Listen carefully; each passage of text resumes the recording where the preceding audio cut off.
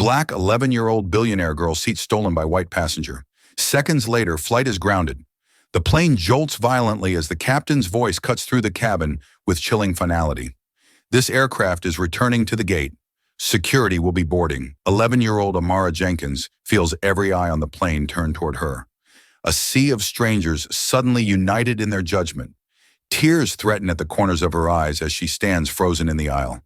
The boarding pass clutched in her trembling hand, clearly showing seat 2A, her seat, now occupied by the scowling middle-aged man who refuses to make eye contact with anyone but the flight attendant. "I paid for first class," he insists through clenched teeth, "and I'm not giving up my seat to accommodate some disruption." The word hangs in the air, heavy with implication. Amara's father, Marcus Jenkins, stands protectively beside his daughter, his normally composed demeanor now a barely contained storm. "My daughter's seat," he says with deliberate calm that belies the tension in his shoulders, "was purchased weeks ago. She has the boarding pass to prove it." The flight attendant looks between them, conflict etched across her face as the ripple of whispers travels through the cabin. What no one yet realizes is that in exactly 4 minutes, this mundane dispute will escalate into a situation that changes lives forever and exposes truths that some passengers have spent lifetimes trying to hide. But to understand how we got here, how an 11-year-old black girl who quietly built a tech empire worth billions from her bedroom could find herself at the center of a confrontation that would soon make national headlines. We need to go back to where the day began in the pred of the Jenkins family home. The alarm chirps softly at 4:30 a.m. Though Amara is already awake, sleep had proven elusive, as it often did before big meetings. Her bedroom looks like any other child's at first glance. Stuffed animals arranged carefully on a window seat, science fair ribbons pinned to a corkboard, a bookshelf overflowing with dog-eared paperbacks. But the sleek computer setup in the corner tells a different story. 3 monitors display scrolling code, financial projections, and the latest user statistics for Dreamscape, the educational gaming platform that Amara created when she was 9, now used in schools across 47 countries. Big day, Husp Sparrow. Marcus Jenkins appears in the doorway, 2 steaming mugs in hand. The childhood nickname still fits her somehow. This small, quick-minded girl who sources higher than anyone expects. Amara accepts the hot chocolate gratefully. Nervous, she admits. The Suntech investors are old school. They expect someone different. Marcus sits on the edge of her bed, his own coffee forgotten as he studies his daughter's face. At 48, he's learned to read the subtle signs of her anxiety, the way she tucks her hair behind her ears repeatedly, the slight furrow between her brows. "They expect someone who doesn't look like me," Amara clarifies, meeting her father's eyes directly. This is their unspoken understanding, the reality they navigate daily in the world of tech and finance. A black girl from Detroit isn't exactly what pops into people's heads when they hear tech billionaire. "Then today's the day their heads get rewired," Marcus says simply. A former electrical engineer who left his corporate job to support his daughter's growing company. He's learned that sometimes the most powerful thing he can do is acknowledge the truth without letting it become a barrier. You're not walking into that room to prove you belong there. You're walking in because they need what you built. Amara nods, drawing strength from the absolute certainty in her father's voice.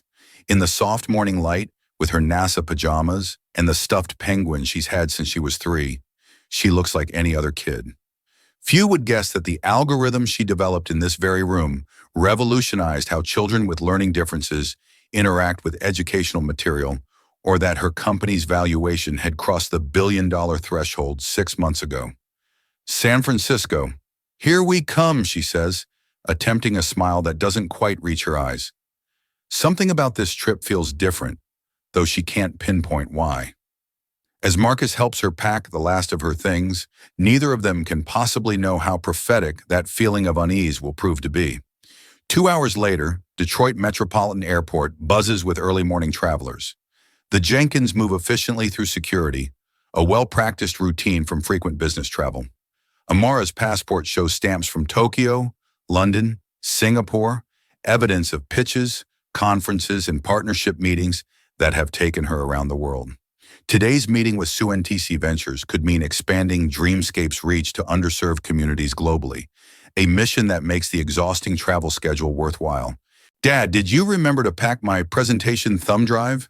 Amara asked suddenly, pausing in the middle of the terminal. Marcus pats his breast pocket with a knowing smile.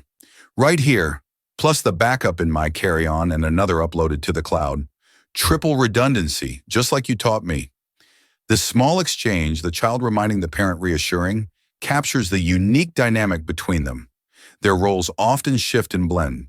Sometimes Marcus is the protective father. Sometimes he's the supportive executive to Amara's visionary CEO. They've learned to dance between these identities seamlessly, each filling in the gaps for the other.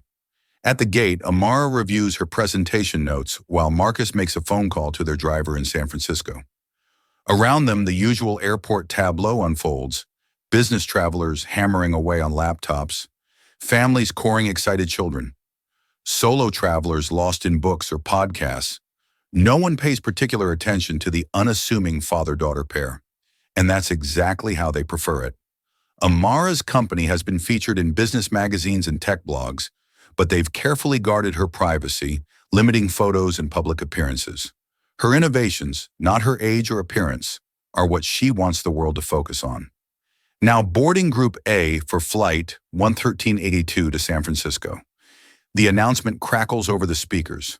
Marcus gathers their things as Amara tucks her tablet into her backpack. Ready, Sparrow?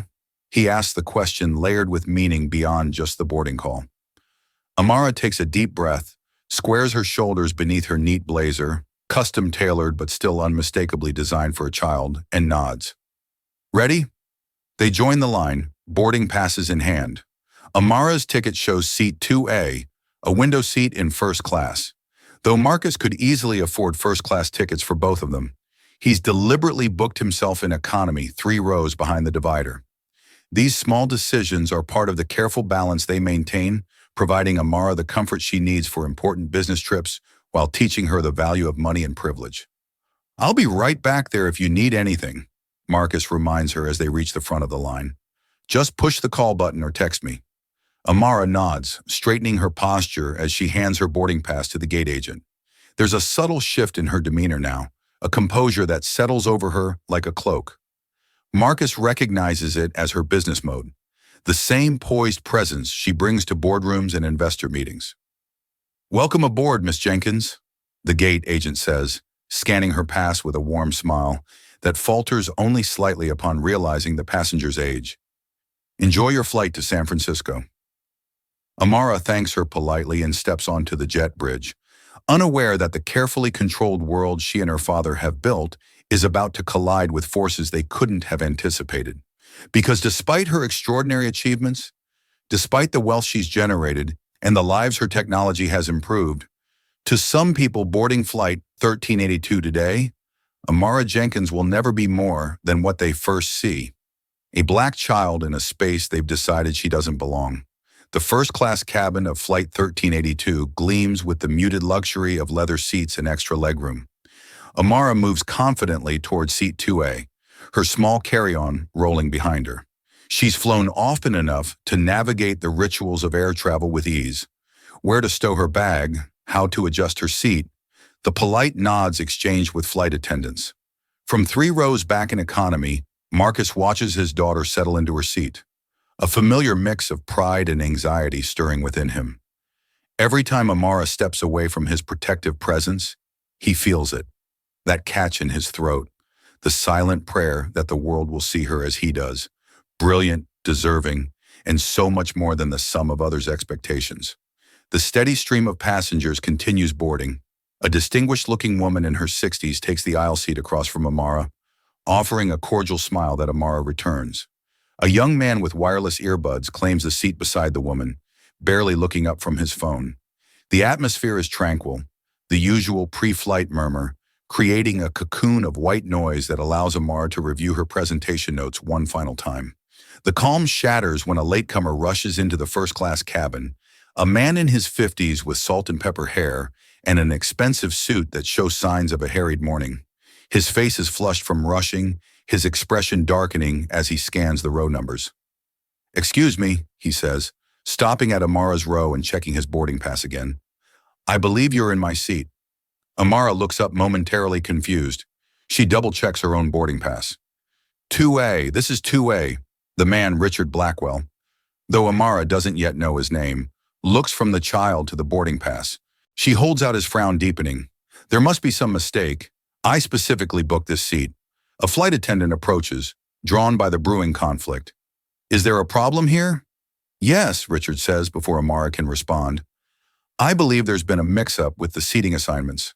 Amara speaks up, her voice clear despite its softness. My boarding pass says 2A, and that's what I booked. The flight attendant, Sandra Miles, her name tag reads, gently takes both boarding passes to examine them. Her expression betrays nothing as she confirms what Amara has already said. Miss Jenkins is correctly seated in 2A, sir. Let me check your assignment. Richard's jaw tightens visibly. That's impossible. I always book this seat on this route. Check again. Sandra scans his boarding pass with practiced patience. Mr. Blackwell, your assigned seat is actually 12C in Economy Plus. Economy? The word explodes from him with such indignation that several nearby passengers look up. That's ridiculous. I've been a platinum member for 15 years. I never fly economy. I understand your frustration, sir, but this has to be fixed. Richard interrupts, his voice rising. I have an important meeting directly after landing. I need to work during this flight. Sandra maintains her professional composure. I'd be happy to check if there are any other first-class seats available, but at the moment it appears we're fully booked in this cabin. Richard's gaze shifts to Amara, who sits perfectly still, acutely aware of the scrutiny now directed at her from surrounding passengers. His next words come slowly, deliberately. Surely there is some flexibility here. Perhaps the young lady wouldn't mind relocating. I doubt she needs the workspace as urgently as I do. The implication hangs in the air, unmistakable in its condescension. Sandra's smile becomes fixed. Sir, Miss Jenkins has a confirmed reservation for the seat. I cannot ask her to relocate. Come on. Richard lowers his voice, leaning closer to Sandra. Be reasonable. Look at her. She's what, 10, 11? How important could her reasons for being in first class possibly be? Amara feels heat rising to her cheeks. She's encountered this before, the dismissal, the assumptions, but it never stings any less. She considers offering to switch just to end the mounting discomfort, but her father's voice echoes in her mind. Never surrender your rightful place to make someone else comfortable with their prejudice. Before she can decide, a new voice enters the conversation. The older woman seated across the aisle. Excuse me, she says, her tone pleasant but firm. I couldn't help overhearing. Perhaps I might offer my seat. I'm in to see the woman, elegantly dressed with silver hair swept into a neat bun, looks directly at Richard with keen gray eyes that miss nothing. That would solve the issue, wouldn't it? The young lady keeps her assigned seat and you get to remain in first class. Richard hesitates, thrown by this unexpected intervention. That's very kind of you, but it's no trouble, the woman continues smoothly. Though I must say, I'm curious why you assume the child's business in San Francisco is less important than yours. There's a subtle edge to her otherwise pleasant tone. Appearances can be deceiving after all. The other first-class passengers have gone quiet, watching the drama unfold.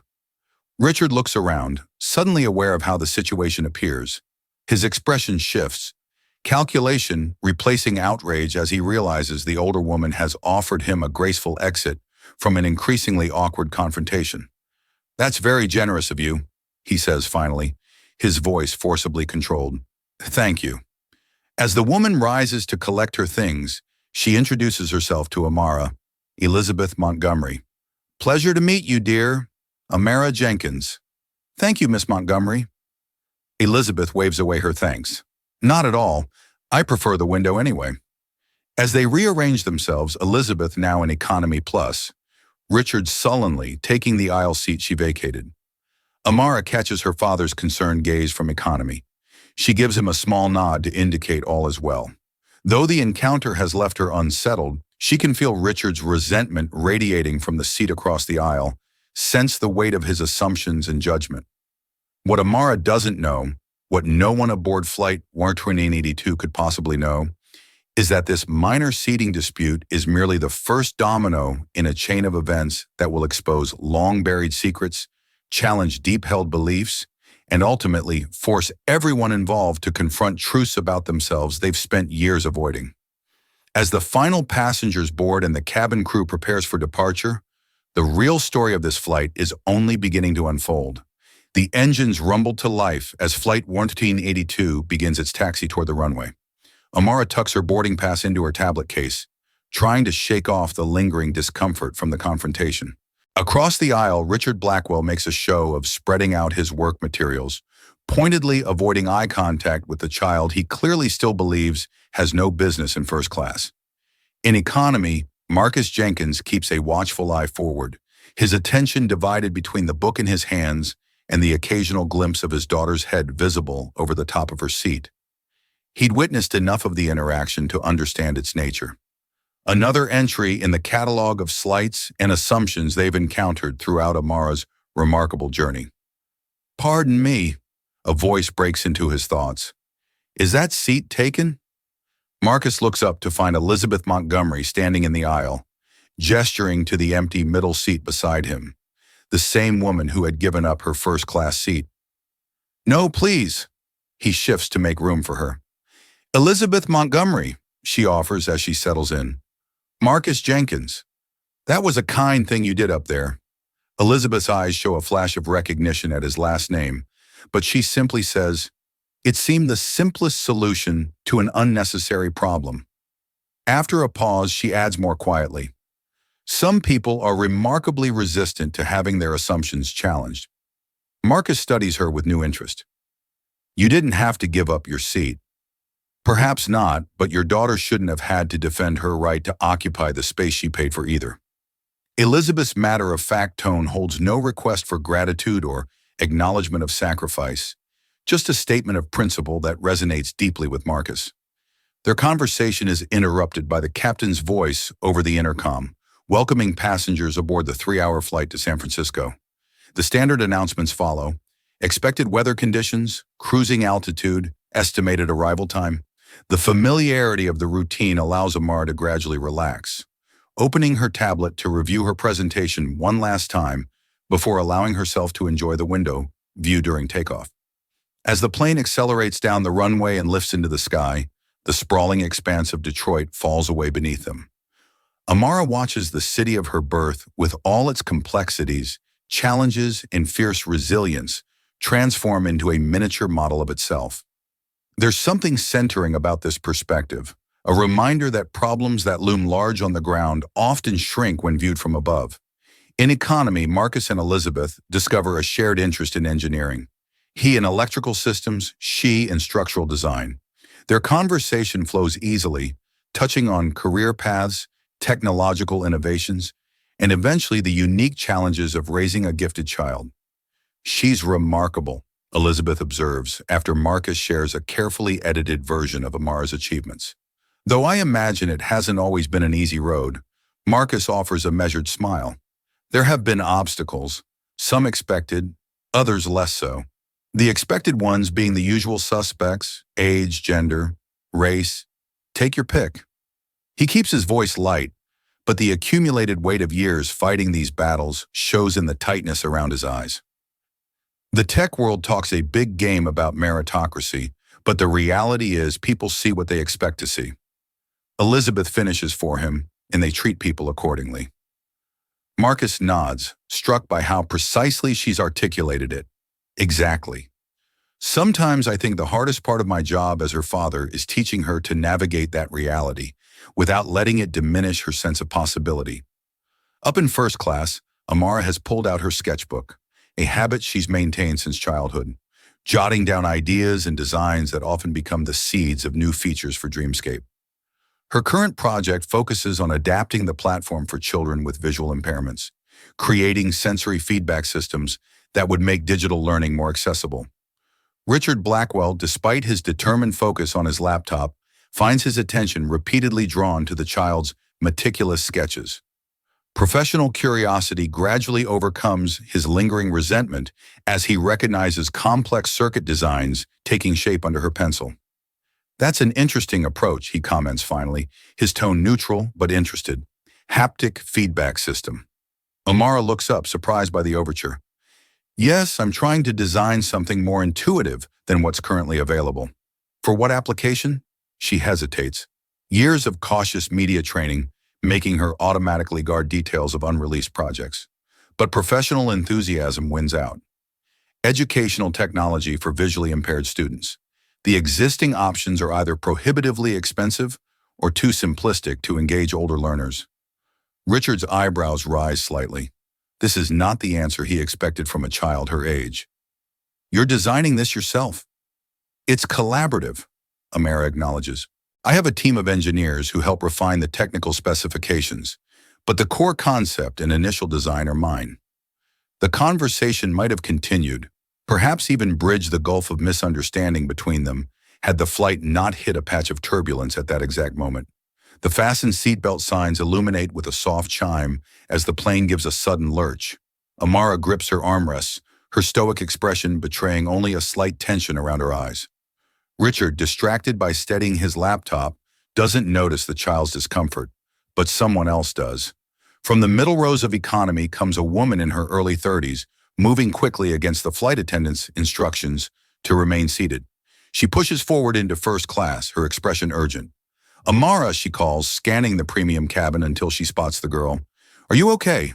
The woman, dressed in casual business attire, her natural hair pulled back in a professional bun, stops beside Amara's seat, ignoring the flight attendant who follows close behind. Deep breaths, remember? In for 4, hold for 4, out for 4. Amara nods gratefully, following the familiar breathing pattern while the woman places a reassuring hand on her shoulder. Ma'am, I need you to return to your seat immediately, Sandra insists. We're experiencing turbulence. Just give me a minute, the woman responds without looking away from Amara. She has anxiety during turbulence. Are you her mother? Sandra asks, confusion evident in her voice as she looks between them. No, I'm her chief operating officer, the woman replies matter-of-factly. Zoe Washington, I work for her. This statement, delivered without fanfare, but with unmistakable seriousness, causes a ripple of reaction through the first-class cabin. Richard Blackwell's head snaps up, his expression cycling rapidly through disbelief, confusion, and dawning comprehension. Works for her, he repeats, looking at Amara with new eyes. What exactly do you? His question is cut short by another bout of turbulence, more severe than the first.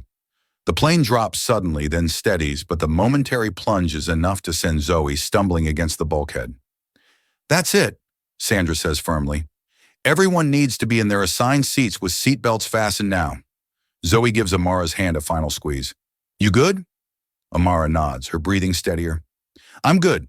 Thanks, Zoe.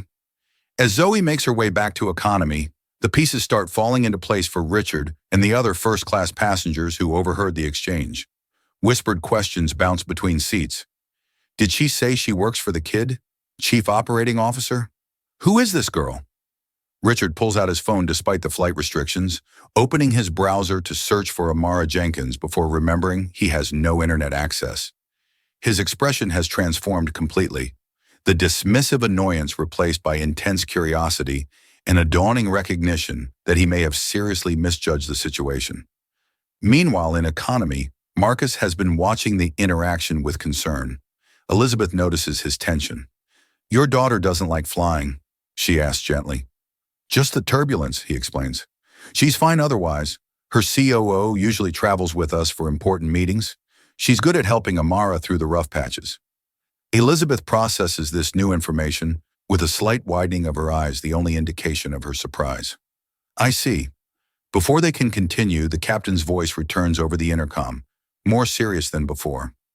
Ladies and gentlemen, we're experiencing some unexpected weather conditions.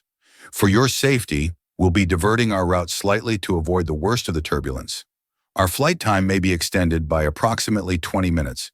Please remain in your seats with your seatbelts fastened until we've cleared this weather system. A collective groan rises from the passengers, quickly silenced by another jarring bump that sends a drink cart rattling in the galley. As the plane banks into its new course, no one aboard realizes that this minor weather delay is about to become the least of their concerns. Because 30,000 FT below at San Francisco International Airport, security personnel are just receiving an alert that will change the trajectory of Flight 1382 in ways no one could anticipate. And the catalyst for this alert can be traced directly back to the seating dispute that had seemed so trivial just minutes earlier. The turbulence gradually subsides as Flight 1382 adjusts its course, leaving behind a cabin full of relieved passengers. Amara's breathing has returned to normal, her momentary anxiety replaced by mild embarrassment at having been the center of attention. She chances a glance across the aisle at Richard Blackwell, who now regards her with undisguised curiosity. So he begins, closing his laptop to give her his full attention. "You're that Amara Jenkins." She tilts her head slightly. "I wasn't aware there were others." The unexpected touch of dry humor catches Richard off guard, eliciting a short laugh despite himself. "Dreamscape, right? The educational platform." Amara nods, neither confirming nor denying her natural caution with strangers still in place. "My nephew uses it," Richard continues. "He has dyslexia. Your program has been well transformative for him, to be honest." Something in his tone, a genuine warmth that wasn't there before, causes Amara to relax slightly. "I'm glad it's helping him. He went from hating school to looking forward to it. That's no small thing." Richard pauses, clearly wrestling with himself before adding, "I owe you an apology. I made assumptions that were unfair." Before Amara can respond, a flight attendant, not Sandra, but a younger man named Michael, approaches with a tablet in hand, his expression professionally neutral, but with an underlying tension that immediately puts Amara on alert. "Miss Jenkins," he confirms quietly, "the captain would like to speak with you." A flutter of alarm passes through her. "With me? Why?" "He didn't specify, ma'am, if you'll just follow me to the cockpit." Richard's eyebrows shoot up. "Is something wrong?" Michael maintains his composed expression. "Nothing to be concerned about, sir. Routine matter. But there's nothing routine about summoning a passenger to the cockpit mid-flight, and everyone involved knows it." Amara rises slowly, her mind racing through possibilities. Has something happened to her mother back in Detroit? Is there a problem with their connecting transportation in San Francisco? "Should I get my dad?" she asks, glancing back toward economy. "The captain asked for you specifically," Michael replies, already moving toward the front of the aircraft. "This way, please." As Amara follows him, she catches sight of her father, alert and watching. She gives him a small shrug to indicate her confusion, and he immediately unbuckles his seatbelt to follow. At the cockpit door, Michael knocks in a specific pattern before it opens to reveal Captain James Sullivan, a veteran pilot in his late 50s with a weathered face and steady demeanor of someone who has navigated countless challenging situations. "Miss Jenkins," he greets her with a formal nod. "Thank you for coming up. I apologize for the unusual request." Behind her, Marcus arrives slightly breathless. "What's going on?" "Why do you need to speak with my daughter?" Captain Sullivan takes in the protective father with a measuring glance. "Mr. Jenkins, I presume." "Good, I'm glad you're here too. Please step inside for a moment. First Officer Chen will continue monitoring our systems. The cockpit is compact, but state-of-the-art glowing displays and instrumentation surrounding the pilot and co-pilot seats. First Officer Chen, a woman in her 40s with calm, efficient movements, acknowledges them with a brief nod before returning her attention to the controls. Captain Sullivan closes the door behind them, ensuring their privacy from the rest of the passengers. "I've just received a rather unusual communication from ground security at SFO." He begins without preamble.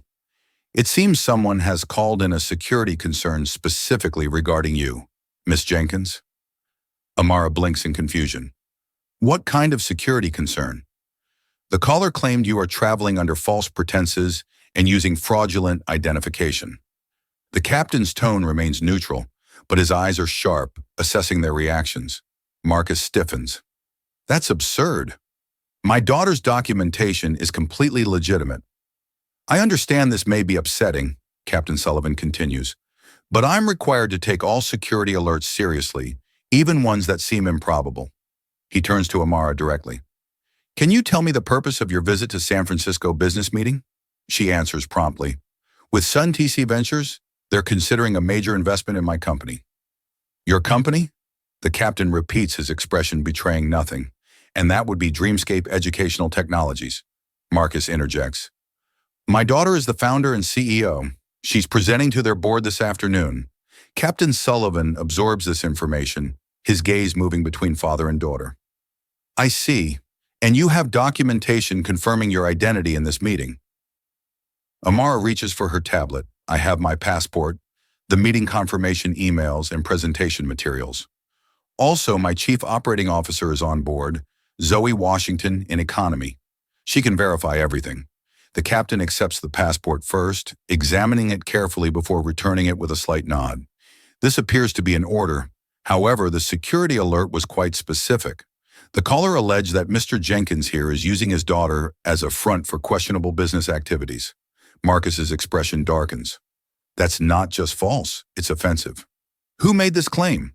The call was anonymous, Captain Sullivan replies, but it was placed approximately 20 minutes ago, shortly after we took off. The timing registers immediately for both Amara and Marcus. 20 minutes ago, exactly when the seating dispute in first class had occurred. It was him, Amara says quietly. Mr. Blackwell, the man who wanted my seat. Captain Sullivan neither confirms nor denies this, maintaining his professional demeanor.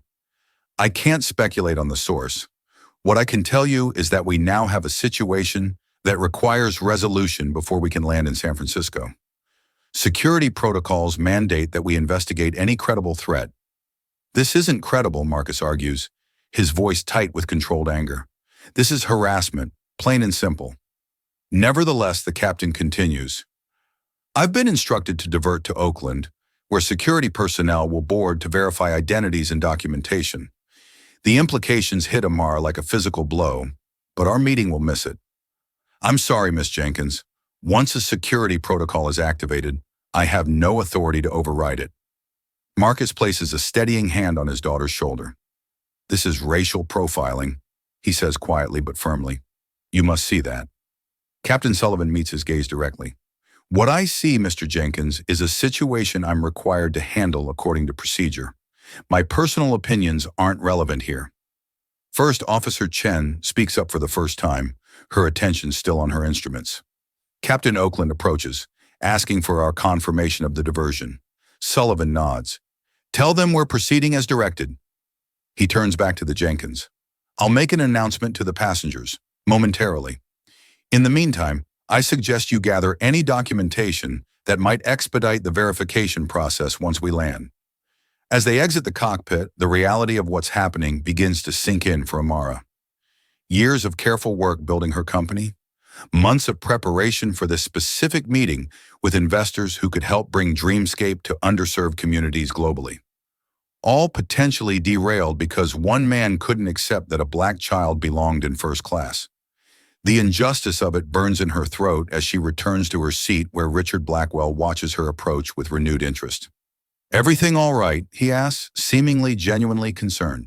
Before she can answer, the captain's voice comes over the intercom. Ladies and gentlemen, this is Captain Sullivan.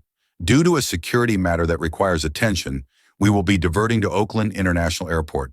Upon landing, security personnel will board the aircraft to address this situation. We ask for your patience and cooperation during this process. Flight attendants, prepare the cabin for arrival. A wave of confused murmurs sweeps through the plane. Richard's expression shifts from curiosity to alarm as he processes the announcement. Security matter? What's happening? Amara meets his gaze directly, her young face suddenly showing a maturity beyond her years. Someone called in a false security alert about me. They claimed I'm traveling under fraudulent identification. The color drains from Richard's face. What? Who would do that? Amara doesn't answer, but her steady gaze speaks volumes. Behind her, Marcus has returned to his seat in economy, where he's explaining the situation in hushed tones to Elizabeth Montgomery and Zoe Washington. The news spreads quickly through the cabin. Whispered speculations, worried glances, passengers checking their watches, and calculating how this delay will impact their plans. As the plane begins its descent toward Oakland, the full consequences of this chain of events have yet to unfold. What began as a petty seating dispute has escalated into a security incident that will force confrontations with prejudice, privilege, and power that no one aboard Flight 1382 could have anticipated when they boarded in Detroit just hours ago. And for Amara Jenkins, child prodigy, tech innovator, and now the center of a controversy not of her making, the real test of her resilience is only just beginning. The plane jolts violently as the captain's voice cuts through the cabin with chilling finality. This aircraft is returning to the gate. Security will be boarding. 11-year-old Amara Jenkins feels every eye on the plane turn toward her. A sea of strangers suddenly united in their judgment. Tears threaten at the corners of her eyes as she stands frozen in the aisle. The boarding pass clutched in her trembling hand, clearly showing seat 2A, her seat, now occupied by the scowling middle-aged man who refuses to make eye contact with anyone but the flight attendant. "I paid for first class," Richard Blackwell insists through clenched teeth. "And I'm not giving up my seat to accommodate some disruption." The word hangs in the air, heavy with implication. Amara's father, Marcus Jenkins, stands protectively beside his daughter, his normally composed demeanor now a barely contained storm. "My daughter's seat," he says with deliberate calm that belies the tension in his shoulders, "was purchased weeks ago. She has the boarding pass to prove it." The flight attendant looks between them, conflict etched across her face as the ripple of whispers travels through the cabin. In this moment of heightened tension, with all eyes on the confrontation unfolding in first class, no one notices the subtle shift in Elizabeth Montgomery's expression as she watches from several rows back. A calculation, a decision forming behind her carefully neutral facade. No one sees Zoe Washington's hand tighten around her phone, thumb poised over a contact labeled emergency protocol, and no one, least of all Richard Blackwell himself, realizes that his impulsive phone call during the turbulence has set in motion events that will expose secrets far more damaging than a simple case of prejudice. As Flight 1382 begins its approach to Oakland International Airport, the atmosphere in the cabin has transformed. What began as a routine morning flight now crackles with tension. Passengers whisper among themselves, casting furtive glances toward Amara, whose straight-backed posture and composed expression reveal nothing of the turmoil within. In economy class, Marcus speaks urgently with Zoe. "Call Diane," he instructs, referring to their company's legal counsel. "Tell her what's happening and have her contact someone at the Oakland field office. We need to get ahead of this." Zoe nods, already typing on her phone despite the restrictions on electronic devices. As Dreamscape's COO, she's accustomed to handling crises, though usually of the technical or financial variety, not this personal attack on the company's young founder. Beside them, Elizabeth Montgomery listens quietly, her keen eyes missing nothing. "You believe this is deliberate?" she observes. "Not a question, but a statement." Marcus glances at her, weighing how much to share with this stranger who has already shown unexpected kindness. It would be quite a coincidence otherwise. "Indeed." Elizabeth's voice holds a note of something Marcus can't quite identify. Not quite anger, not quite resignation, but a complex blend of both. History has a way of repeating itself when we fail to acknowledge its patterns. Before Marcus can respond, the captain's voice returns. Flight attendants prepare for landing. The descent into Oakland is smooth despite the circumstances, the plane touching down with barely a bump before taxiing toward a remote area of the airport away from the main terminals. Through her window, Amara can see several official vehicles waiting. Airport security police, even what appears to be an FBI agent in a dark suit. "This is insane," Richard mutters from across the aisle, watching the same scene unfold. All this for a simple verification check. Amara turns to him, her voice low but clear.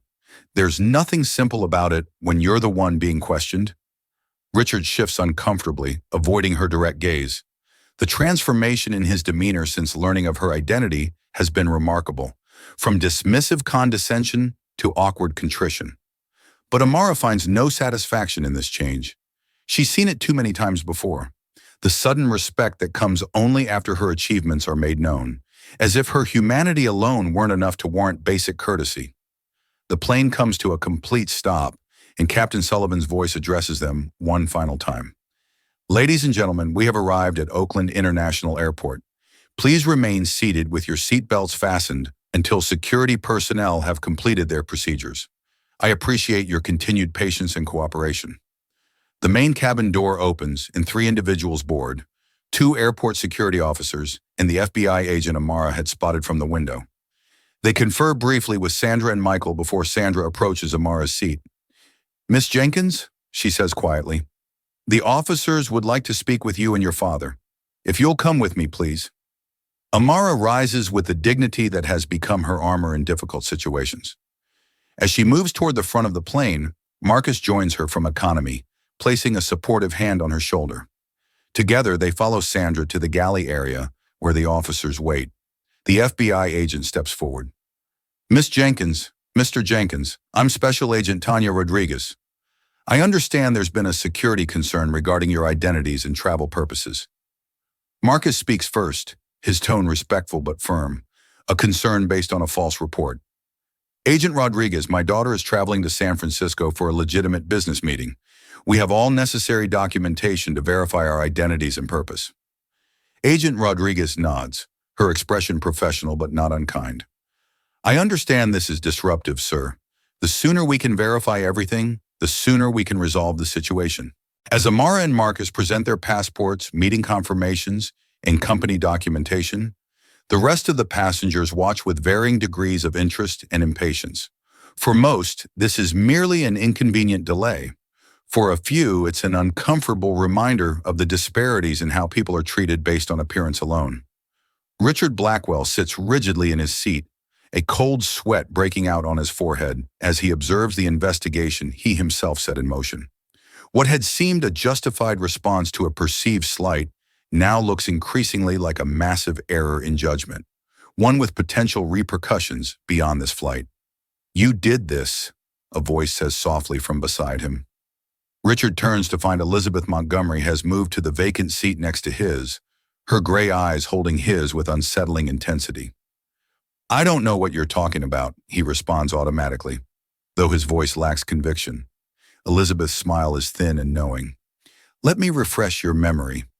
20 minutes into the flight, right after discovering who Amara Jenkins actually is, you excused yourself to use the lavatory, but instead of heading toward the restrooms, you made a call. A security tip, perhaps." Richard's face pales. "How could you possibly?" I observed, Mr. Blackwell, a habit from my former profession. She leans closer, her voice dropping further. "What I'm curious about is why. Was it simple spite because she wouldn't give up her seat? Or something deeper? Something about seeing a young black girl in a position of power that you found threatening?" Richard recoils as if slapped. "That's absurd." I would never save it." Elizabeth cuts him off. "What interests me now is what you plan to do about the situation you've created." Before Richard can respond, a commotion at the front of the plane draws their attention. Agent Rodriguez is speaking into her radio, her expression serious as she receives information that clearly changes the dynamics of the situation. Beside her, Amara and Marcus exchange puzzled glances. "What's happening now?" Amara asks, sensing the shift in energy. Agent Rodriguez puts away her radio regarding the Jenkins with new interest. It seems there's been a development. The security alert included specific allegations about financial irregularities at Dreamscape Technologies. Given the nature of these claims, this has become a matter for our white-collar crime division. Marcus stiffens. "That's completely false. Our company's finances are transparent and above board." Nevertheless, Agent Rodriguez continues, "I've been instructed to escort both of you to our field office for further questioning." The implication hits Amara with stunning force. This is no longer just about verifying their identities. Someone is deliberately trying to discredit her company, using this security alert as a vehicle for a much more damaging accusation. "Our legal counsel is already en route," Marcus states, his voice level despite the anger building beneath the surface. "We'll cooperate fully, but I want it on record that these allegations are baseless and I believe maliciously motivated." As Agent Rodriguez begins making arrangements for their escort from the plane, Zoe Washington pushes forward from economy. "I'm coming too," she states. "Not a request, but a declaration. As Chief Operating Officer of Dreamscape, I should be present for any questions regarding company operations." The agent considers this briefly before nodding. "That's acceptable." The whispers among passengers have grown louder, speculation running rampant. Richard Blackwell sits frozen in his seat, the full weight of what he's inadvertently set in motion finally hitting him. This has escalated far beyond what he intended, beyond what he could have imagined when he made that impulsive call. Elizabeth studies him with a mixture of disgust and something almost like pity. "Well, Mr. Blackwell," she says quietly, "it appears your actions have had rather more significant consequences than you anticipated." As Amara, Marcus, and Zoe gather their belongings to disembark, Captain Sullivan emerges from the cockpit to address the remaining passengers. "Ladies and gentlemen, I've just been informed that we'll be continuing to San Francisco shortly. Those of you with connecting flights will be rebooked as necessary. We apologize for the inconvenience and thank you for your patience." A collective sigh of relief passes through the cabin, all except for Richard, who watches with growing horror as Amara is escorted from the plane. The child's face is a mask of composure, but as she passes his seat, she pauses momentarily, her dark eyes meeting his. "I hope your meeting goes well, Mr. Blackwell," she says softly. No accusation in her tone, just a simple statement that somehow cuts deeper than any reproach could have. And then she's gone, leaving Richard to face not only the curious stares of fellow passengers, but the much more devastating confrontation with his own conscience. What none of them realize, not Amara, not Marcus, not Richard, and not even the observant Elizabeth Montgomery, is that the most shocking revelations of this day are still to come. Because when the Jenkins family's attorney arrives at the FBI field office, she'll bring information that connects this incident to a much larger pattern. One that will trace back to power players in the tech industry who have been working behind the scenes to discredit and derail Dreamscape for reasons that have nothing to do with prejudice and everything to do with profit. The stage is now set for a confrontation that will test not just Amara's resilience, but the very foundations of justice in a system that too often favors power over truth. The Oakland FBI field office hums with efficient activity, a stark contrast to the charged emotional atmosphere surrounding Amara, Marcus, and Zoe as they're escorted through security checkpoints. Agent Rodriguez leads them to a conference room rather than an interrogation room, a small courtesy that Marcus notes with grim appreciation. "Please make yourselves comfortable," she says, gesturing to the chairs around a polished table. "I'll need to gather some additional materials before we continue." As soon as the door closes behind her, Zoe turns to Marcus. "Diane's 20 minutes out. She's bringing the full financial audit from last quarter and has already contacted the SUNTC board to explain the situation." Marcus nods, his attention on Amara, who sits unnaturally still, her usual animation replaced by a guarded watchfulness. "You doing okay, Sparrow?" he asks gently. She meets his eyes. "I'm fine." The words are steady, but Marcus recognizes the slight tremor in her hands as she arranges her tablet and documents on the table. The same tremor she gets before major presentations or difficult meetings.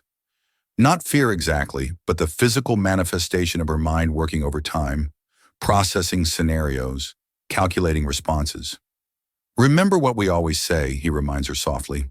"We can only control our own actions and reactions," she finishes. "I know, Dad." A ghost of a smile touches her lips before fading. "But this is different. This isn't just about me now. It's about Dreamscape, about everything we've built." Zoe reaches across the table to squeeze Amara's hand. "And we've built it solid. Whatever they throw at us, the foundation holds." The door opens again, and Agent Rodriguez returns with a colleague, an older man with salt and pepper hair and the weathered face of someone who's seen too many cases end badly. "This is Special Agent Donovan from our Financial Crimes Division." She introduces him. "He'll be leading this portion of the investigation." Agent Donovan takes a seat across from them, placing a thick folder on the table. "I understand your attorney is en route." He begins without preamble. "We can wait if you prefer, but in the interest of resolving this quickly, we could start with some basic questions." Marcus exchanges glances with Zoe before nodding. "We have nothing to hide. Ask your questions." "Very well." Donovan opens the folder. The alert we received contains specific allegations regarding financial improprieties at Dreamscape Technologies, particularly concerning the movement of funds between several offshore accounts and the company's main operating accounts. "Can you explain the purpose of these international transactions?" The question is precise enough to confirm Marcus's suspicion. This isn't a random accusation, but a targeted attack from someone with inside knowledge of their operations. Those transactions, he explains evenly, are part of our global education initiative. We partner with schools in developing countries to provide our platform at subsidized rates. The accounts you're referring to handle the currency conversions and local disbursements necessary for those programs. Agent Donovan makes a note. These programs are fully documented extensively, Zoe interjects. Every transaction is tracked, audited, and reported in our quarterly SEC filings. We maintain transparency as a core corporate value. The questioning continues along these lines. Detailed inquiries about specific financial operations that reveal whoever made the allegations has access to information not readily available to the public. Throughout, Amara remains mostly silent, listening intently, but speaking only when directly addressed. Her youth makes her presence in this federal investigation all the more striking. A child CEO defending her company against accusations that could destroy everything she's built. 40 minutes into the questioning, the door opens again, and a woman strides in with purposeful energy. Diane Chen, Dreamscape's chief legal counsel, impeccably dressed and radiating controlled ferocity. I apologize for the delay, she says, placing her briefcase on the table. I'm Diane Chen, representing Dreamscape Technologies and the Jenkins family. I'd like a moment with my clients before we proceed further. Agent Donovan nods. Of course, we'll step out briefly. Once the agents leave, Diane turns to the group, her expression grave. This is worse than we thought. The allegations aren't random. They're too specific, too informed. Someone with access to our financial structures is behind this? An insider? Zoe asks, alarmed. Possibly, or someone who's hacked our systems. Diane pulls out her tablet. But that's not all. I did some digging on the flight here. This isn't an isolated incident. She turns the screen toward them, showing a series of news articles and financial reports. 3 other minority-founded tech startups have faced similar allegations in the past 6 months, all just before major funding rounds or expansion announcements. All were temporarily derailed by investigations that ultimately found no wrongdoing. Marcus leans forward, scanning the information with growing concern. You think we're being targeted as part of a pattern? I know we are, Diane confirms, and I think I know why. TechCore Ventures. The name sends a chill through the room. TechCore, one of the largest technology investment firms in the country, known for aggressive acquisition strategies and ruthless competitive tactics. They approached us last year, Amara recalls quietly. Wanted to buy Dreamscape for about 1/3 of its value, Marcus adds. We declined. Diane nods grimly. All the companies targeted had one thing in common. They'd refused buyout offers from TechCore or its subsidiaries. Shortly after, they all faced anonymous accusations that triggered federal investigations. Zoe curses under her breath. So this isn't just about Blackwell and his prejudice. He was just the convenient trigger. He made the call, Diane confirms, but the specific financial allegations came from somewhere else. Someone was waiting for an opportunity, and he handed it to them. Amara has been quiet, absorbing this information with the focused intensity that those who know her recognize as her problem-solving mode. We need proof, she says finally, not just patterns but concrete evidence connecting TechCore to these false allegations. Diane's expression softens slightly as she looks at the young CEO. That's exactly what I've been working on, and I think we might have a lead. She pulls up another document on her tablet. One of TechCore's senior VPs was on your flight today. The revelation lands like a thunderbolt. Marcus straightens in his chair. Who? Elizabeth Montgomery. The name hangs in the air for a long moment as they process this information.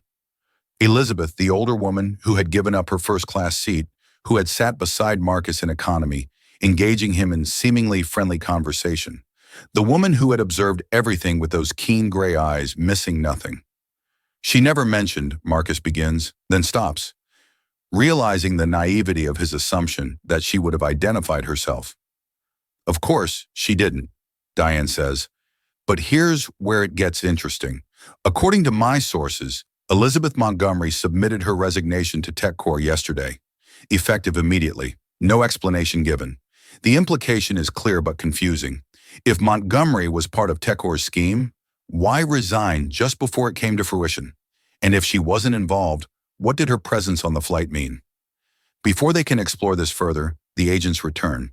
Diane immediately shifts into professional mode, presenting the documentation she's brought and skillfully redirecting the questioning to focus on the pattern of targeted accusations against minority-founded tech companies. What you're suggesting, Agent Donovan says after reviewing the materials, would constitute corporate espionage and potential securities fraud. Those are serious allegations, no more serious than the ones leveled against my clients, Diane counters smoothly. The difference is, I've provided substantial evidence supporting our claims. The dynamic in the room has shifted subtly, but significantly. What began as an investigation of Dreamscape has transformed into something more complex, a potential investigation into TechCore's practices and the systematic targeting of minority-owned businesses. As the agents confer quietly in the corner, Amara watches them with a clarity beyond her years. She understands now that what happened on Flight 1082 was never really about a seating dispute or even about Richard Blackwell's prejudice. Those were merely the visible symptoms of a much deeper, more insidious problem, the lengths to which powerful interests will go to maintain control of industries they consider their exclusive domain. What she doesn't yet know is that back on the plane now landing in San Francisco, Elizabeth Montgomery is making a phone call that will upend everyone's assumptions about who is truly pulling the strings in this elaborate corporate chess game. Flight 11382 touches down at San Francisco International Airport, nearly 2 hours behind schedule. As passengers prepare to disembark, Richard Blackwell remains seated, unmoving even as others retrieve their belongings from overhead bins. The reality of what he set in motion weighs on him like a physical presence. The accusations, the FBI involvement, the public spectacle of Amara Jenkins being escorted from the plane. "Sir," Sandra approaches his seat. "We've arrived in San Francisco. You can deplane now." Richard looks up, his expression haunted. "I made a mistake," he says, not to Sandra specifically, but as if needing to voice the realization aloud. A terrible mistake. Sandra regards him with professional neutrality. "Your belongings, sir." He collects his things mechanically, moving through the motions without really seeing what he's doing. As he steps into the aisle, he notices Elizabeth Montgomery waiting near the exit, speaking quietly into her phone. Something about her posture, alert, authoritative, catches his attention. This isn't the same pleasant older woman who gave up her seat. There's a steel in her bearing that he hadn't noticed before. Their eyes meet briefly as he approaches the exit. Elizabeth ends her call, studying him with an unreadable expression. "Mr. Blackwell," she acknowledges with a slight nod. "Miss Montgomery," he hesitates, then asks, "Do you think they'll be all right?" "The Jenkins, I mean." Elizabeth's smile is enigmatic. "I believe they're more capable than most people give them credit for." After a pause, she adds, "Though I wonder if you'll be all right once the full story comes to light." Before Richard can respond, she's gone, moving swiftly through the jet bridge toward the terminal. Her cryptic words follow him as he makes his way to baggage claim, adding to his growing sense that there are dimensions to this situation he doesn't yet comprehend. At the Oakland FBI field office, the atmosphere has shifted dramatically. Agent Donovan returns to the conference room with Agent Rodriguez and a third individual, a stern-looking woman in her 50s, introduced as Assistant Director Keller. "Miss Jenkins, Mr. Jenkins," Keller addresses them directly. "After reviewing the documentation provided by your counsel and conducting some preliminary verification, we believe your company may indeed have been targeted as part of a larger pattern of corporate malfeasance." Marcus maintains his composure, though relief flickers briefly in his eyes. "What happens now?" "We'll be expanding our investigation to include these potential corporate espionage elements," Keller explains.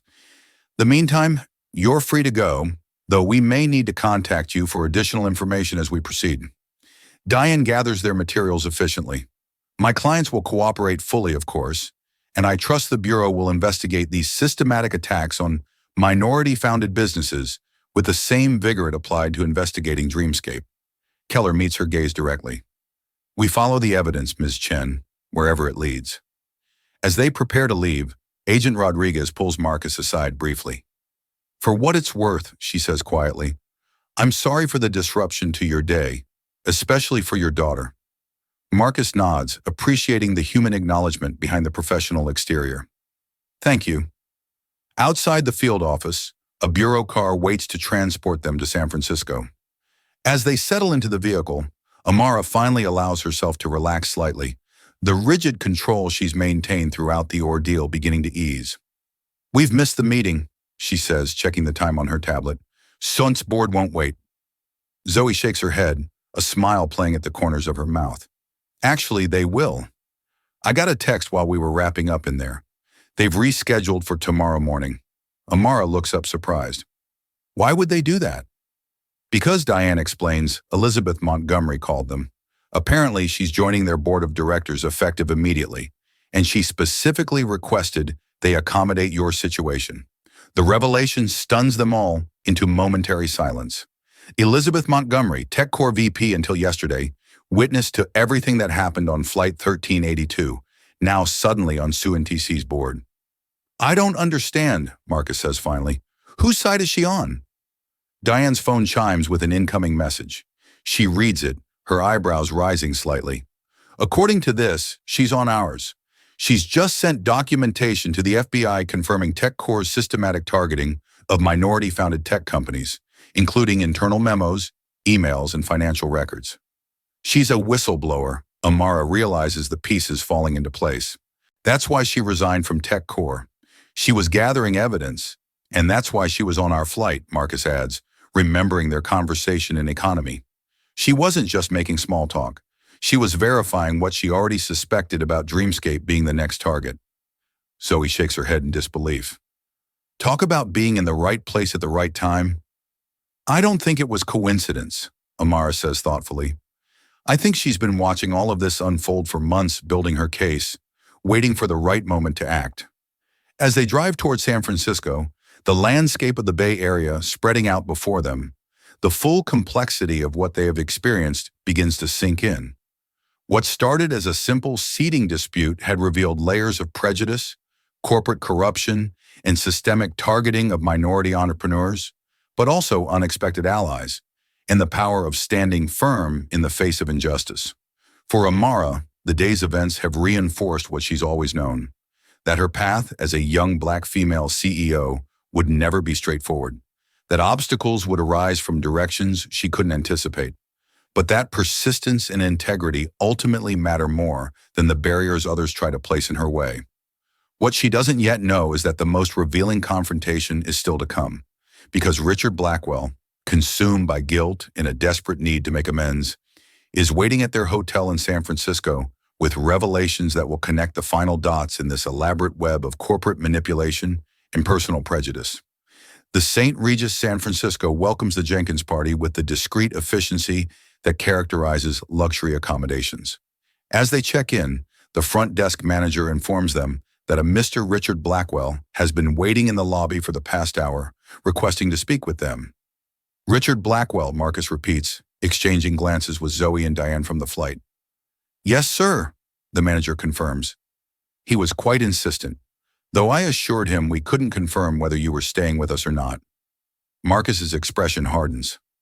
Tell him? I'll see him, Amara interrupts quietly. When the adults turn to her in surprise, she adds, I want to hear what he has to say.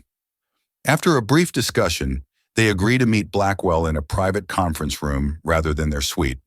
Amara freshens up quickly, changing from her travel clothes into a simple but professional outfit, dark jeans, a crisp white button-down, and the custom blazer that has become something of a signature look for her public appearances.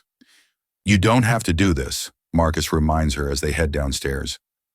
Not after everything that's happened today, Amara straightens her shoulders.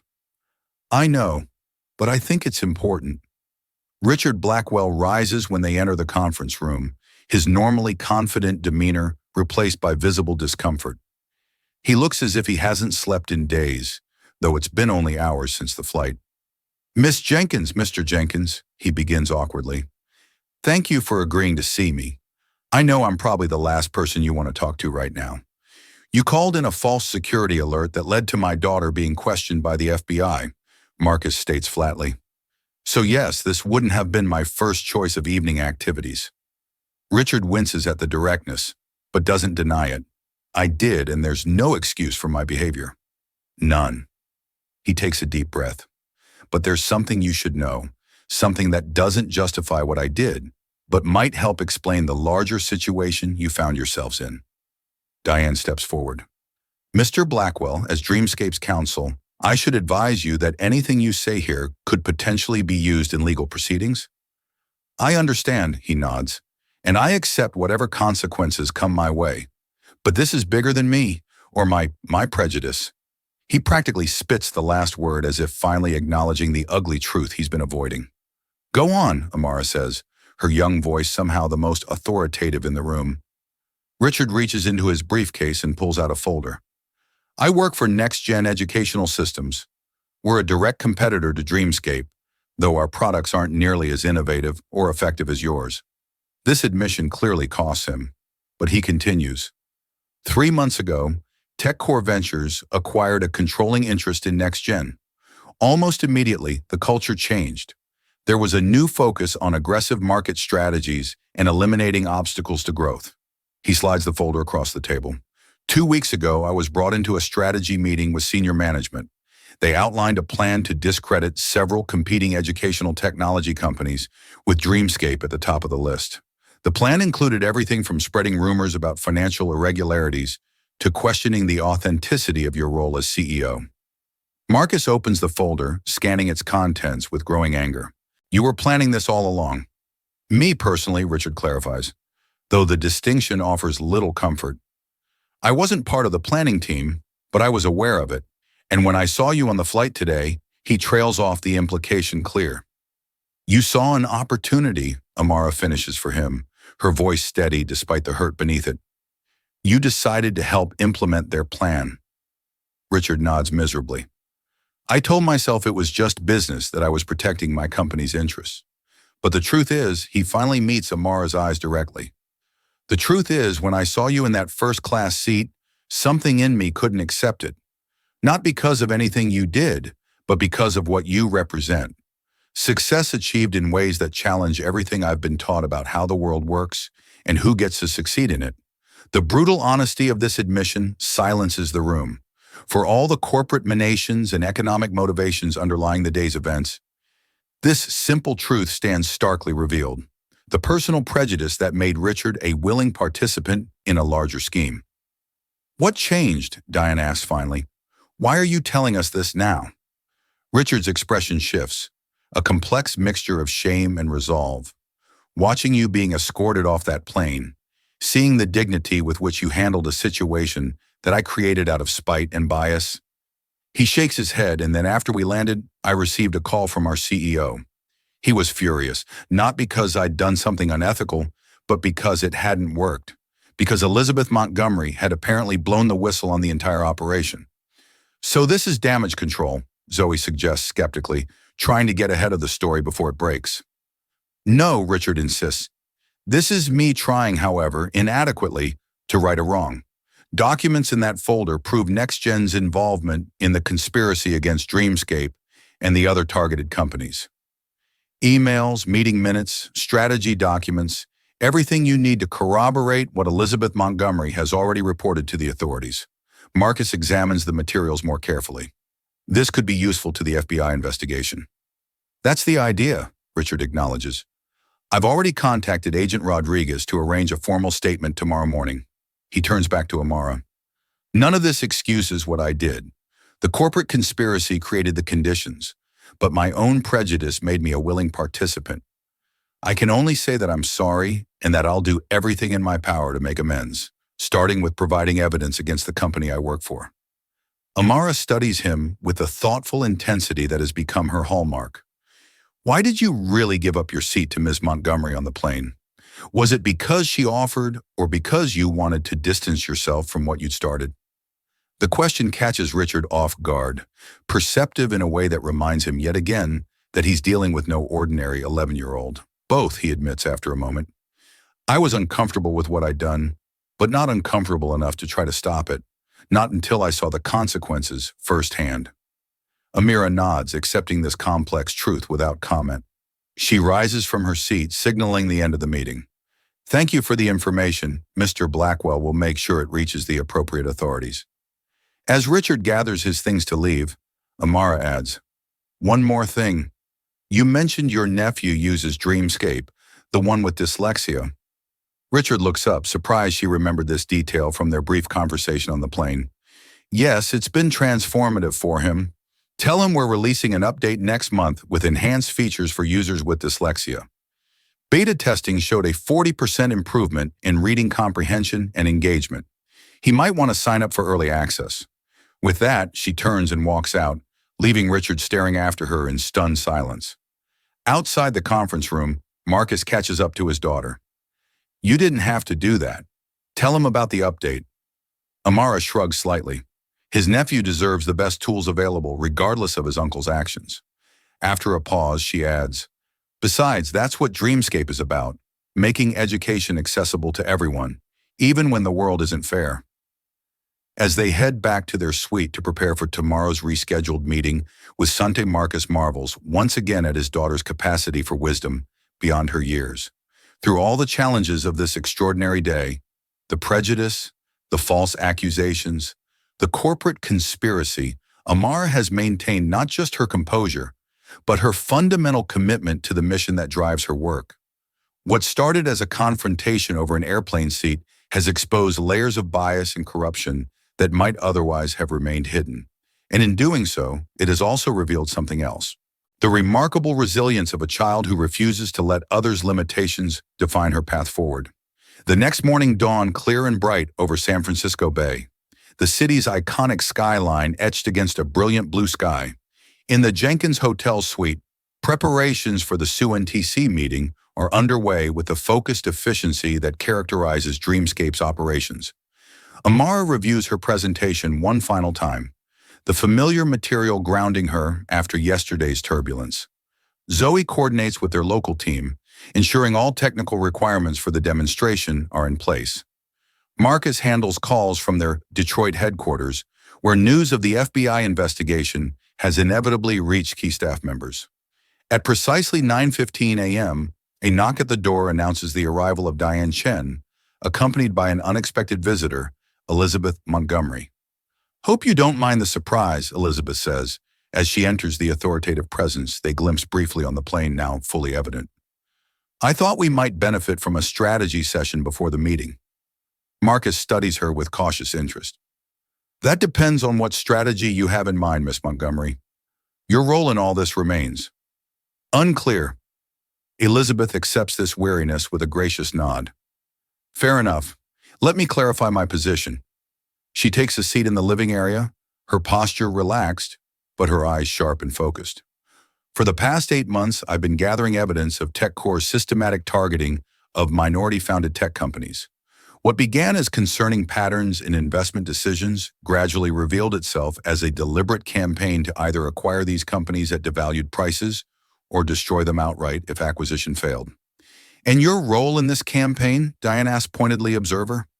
"Initially, Elizabeth admits I was brought into relevant meetings because of my expertise in educational technology markets.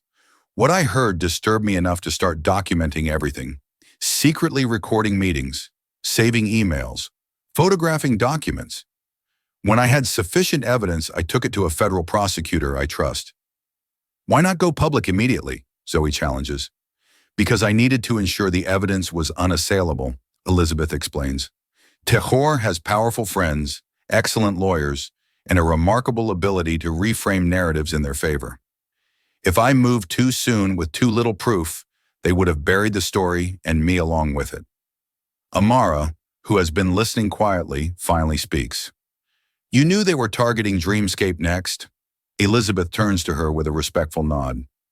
"Yes, your company became a priority target after refusing their acquisition offer last year. The success of your platform represents a particular threat to their educational technology portfolio, especially with NextGen's inferior products losing market share quarter after quarter." "So, you booked yourself on our flight deliberately," Marcus realizes. "To warn us, to protect you if possible," Elizabeth corrects, "or at least to witness and document whatever happened."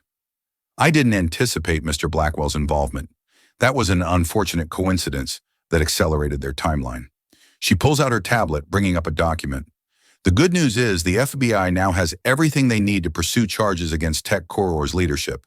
The bad news is they won't go down without a fight. They'll use every resource at their disposal to discredit you, your company, and your daughter. Which brings us to today's meeting, Diane interjects. SUNTC Ventures. Exactly. Elizabeth's expression brightens. SUNTC represents a critical opportunity, not just for Dreamscape's expansion plans, but as a public vote of confidence that could help insulate you from TechCore's inevitable counterattacks. Amara has been absorbing this information with her characteristic intensity. You joined SUNTC's board to ensure this meeting happened. Elizabeth smiles, genuinely impressed by the child's perception. I've been consulting with SUNTC for years. When I left TechCore, they offered me a board position. The timing was fortuitous. And your recommendation to their investment committee, Marcus asks, still not entirely willing to trust this unexpected ally. Will be based entirely on the merits of Dreamscape's proposal, Elizabeth assures him, which based on my analysis of your platform and growth metrics should be strongly positive.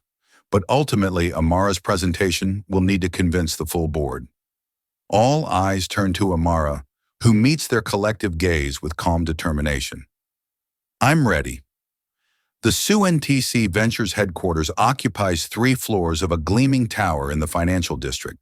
The Jenkins team arrives 30 minutes before their scheduled presentation, escorted to a waiting area with panoramic views of the bay. The opulence is subtle but unmistakable.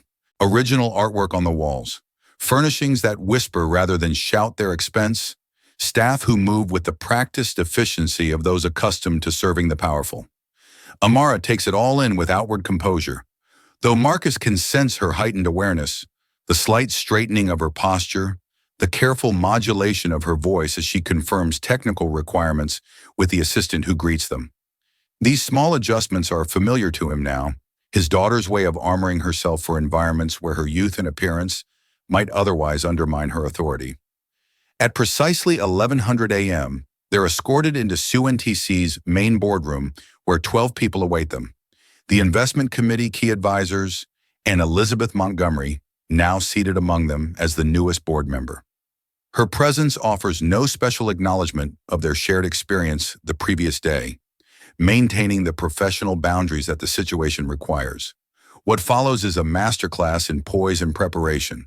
Amara presents Dreamscape's global expansion plan with a confident authority that has become her trademark in professional settings. She navigates complex questions about scalability, localization challenges, and ROI projections with precise, thoughtful responses. The technical demonstration of the platform's newest features, including the enhanced dyslexia support she'd mentioned to Richard Blackwell, draws appreciative murmurs from the committee. Throughout, Marcus watches the board members' reactions, noting the subtle shift from polite interest to genuine engagement. He's witnessed this transformation countless times, the initial skepticism that greets his 11-year-old daughter, giving way to respect as her intelligence and vision become undeniable. After 90 minutes of presentation and questions, the committee chair, a veteran venture capitalist named James Chen, brings the session to a close. Thank you, Ms. Jenkins. This has been most illuminating. His tone reveals nothing of the committee's leanings. We'll need to deliberate, of course. Perhaps you and your team would like to enjoy some refreshments while we discuss. As they're escorted back to the waiting area, Zoe keeps her voice low. That went well. Better than well. They were engaged, Marcus agrees, especially with the adaptive learning modules for different cultural contexts. Amara says little mentally reviewing her performance, identifying points where she might have been clearer or more compelling. This critical self-assessment is part of her process, something Marcus has learned to respect rather than interrupt with premature reassurances. They wait for 45 minutes, a relatively short deliberation period that could signal either quick consensus or rapid rejection. When the assistant returns to escort them back to the boardroom, her smile offers no clues. James Chen rises as they enter. Ms. Jenkins, Mr. Jenkins, Miss Washington, thank you for your patience. After careful consideration of Dreamscape's proposal, SUNTC Ventures has reached a decision. He pauses, a practiced moment of tension before continuing. We would like to offer full funding for your global expansion initiative with an additional allocation for accelerated development of your accessibility features. The relief that washes through the room is palpable. Amara accepts the news with a gracious nod, maintaining her professional demeanor even as Zoe squeezes her shoulder in silent celebration. The committee was particularly impressed with your vision for bringing adaptive educational technology to underserved communities. Chen continues. Elizabeth has also shared some context regarding recent challenges your company has faced. Let me assure you that SUNTC stands firmly behind Dreamscape, both financially and, if necessary, publicly. This last statement carries significant weight, a commitment of reputational support that could prove crucial in the days ahead as the TechCore investigation unfolds. As they work through the preliminary details of the agreement, Elizabeth catches Marcus's eye briefly, her slight nod confirming what he's beginning to understand, that her advocacy behind the scenes likely helps secure not just the funding, but this promise of public backing. Later, as they exit the building into the bright San Francisco afternoon, the magnitude of what they have accomplished begins to sink in. Despite everything, the confrontation on the plane, the false accusations, the FBI questioning, they've secured the partnership necessary to bring Dreamscape's technology to children around the world who need it most. We did it, Sparrow, Marcus says softly as they wait for their car. Amara looks up at him, her serious expression finally giving way to the smile of the 11-year-old beneath the CEO persona.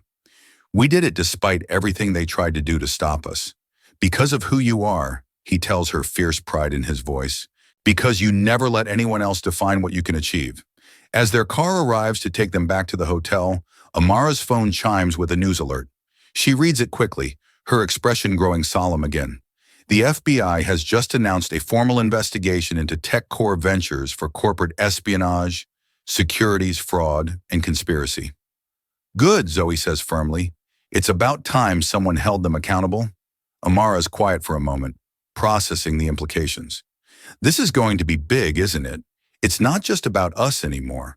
It never was, Marcus tells her gently. What happened on that plane?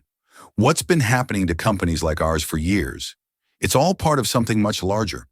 Systems that resist change. People who can't see beyond their own biases.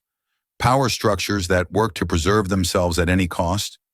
But those systems can be changed, Amara responds with the unwavering belief that has driven her since she first conceived Dreamscape in her bedroom 2 years ago. That's what we're doing, isn't it? Building something better. As they drive through the city toward their hotel, the conversation turns to their return flight to Detroit the following day. A journey that will undoubtedly feel different after everything they've experienced. There will be challenges ahead as the TechCore investigation unfolds. As Dreamscape continues to expand, as Amara navigates the complex intersection of her extraordinary capabilities and the world's often limited expectations. But for now, they have achieved what they came for. And in doing so, they have struck a blow not just for their company, but for all those who refuse to accept that the path to success should be narrower for some than for others. What began as a dispute over an airplane seat has revealed truths about power, prejudice, and possibility that will continue to resonate long after Flight 1482 has faded from memory. And through it all, Amara Jenkins, brilliant, resilient, and undeterred, remains focused on the horizon, on the future she is determined to help create. As the sun sets over San Francisco Bay, casting long golden shadows across the cityscape, she turns her thoughts not to the obstacles that have been placed in her path, but to the millions of children around the world who will soon have access to the tools she's created, tools that might help them overcome their own obstacles and realize their own extraordinary potential. In the end, that's what matters most. Not the seats we occupy in any given journey, but the doors we open for those who will follow. Epilogue. 6 months later, the auditorium at Detroit's Community Innovation Center buzzes with anticipation. Hundreds of educators, technology specialists, and students have gathered for the official launch of Dreamscape's Global Access Initiative, a program that will bring the platform to schools in 27 countries with specialized adaptations for different learning styles, cultural contexts, and accessibility needs. Behind the stage, Amara adjusts her blazer, a new one necessary, as she's grown an inch since the events in San Francisco. At 12 now, she stands at the threshold of adolescence, her face maturing, though still unmistakably young. Beside her, Marcus reviews the program schedule, while Zoe coordinates with the technical team, ensuring the demonstration will run smoothly. Nervous, Marcus asks, recognizing the familiar signs, the slight bouncing on her toes, the repeated tucking of hair behind her ears. A little. Amara admits it's a big room full of people who believe in what you've built. He reminds her, and after everything that's happened this year, that means something. Indeed, the past 6 months have been transformative for Dreamscape and the broader tech industry. The FBI investigation into TechCore Ventures has expanded to include multiple charges of corporate espionage, resulting in the indictment of several senior executives. Richard Blackwell, making good on his promise to cooperate fully with authorities, provided testimony that helped secure these indictments, though he too faces charges for his role in the false security alert. Elizabeth Montgomery has emerged as a powerful advocate for ethical business practices in diversity and tech leadership. Her whistleblower status giving her a platform to address long-standing issues of bias and exclusion in the industry. Her regular appearances before congressional committees and industry forums have kept the conversation about these issues in the public consciousness. As for Amara and Dreamscape, the SUNTC partnership has propelled the company to new heights with user numbers doubling and implementation in school districts across the country.